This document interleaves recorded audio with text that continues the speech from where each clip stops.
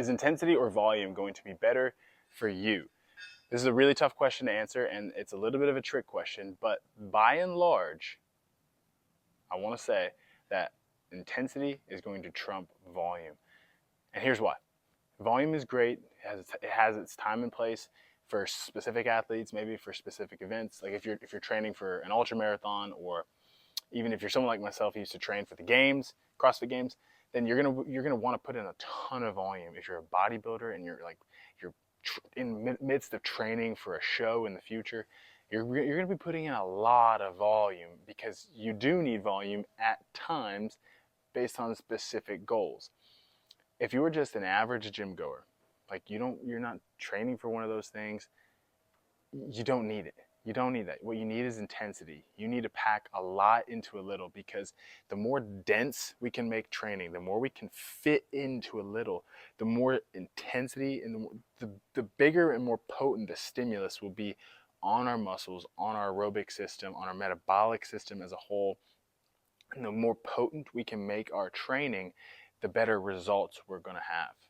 And oftentimes I've found that when we train more intensely, like when we get really good at working at a high intensity, and we increase our lactic threshold, and we increase our aerobic output, our power output, when we train like that really hard, really intensely, 3 or 4 times a week, 50 minutes in the gym, maybe an hour, whatever it is, it raises your ceiling, so that way you can handle more when you're working at a slower output.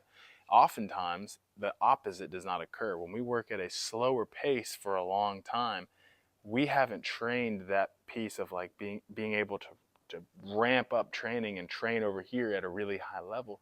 So there's an inability there. So it's kind of a catch-22. You feel like you have to do more, especially today's day and age. The culture tells us more and more and more and more. Go do this, and it's just not true. When you train over here really hard for 30, 45 minutes, you put everything into it, and then let's say you take 2 or 3 days off, get some rest and recovery, whatever, and you want to just go out for a jog, you're going to find that that jog is going to feel a whole lot easier than if all you ever did was jog. It's kind of back asswards, to be honest. But I want to encourage you with that. Don't focus on doing so much volume. You don't have to beat yourself up in the gym. Get into the gym, be intentional with your training, be efficient, be effective, and you will get more out of it if you put 100% into a little than if you put 60% into a lot. All right? I hope that's encouraging for you. Go get after it. Keep moving forward.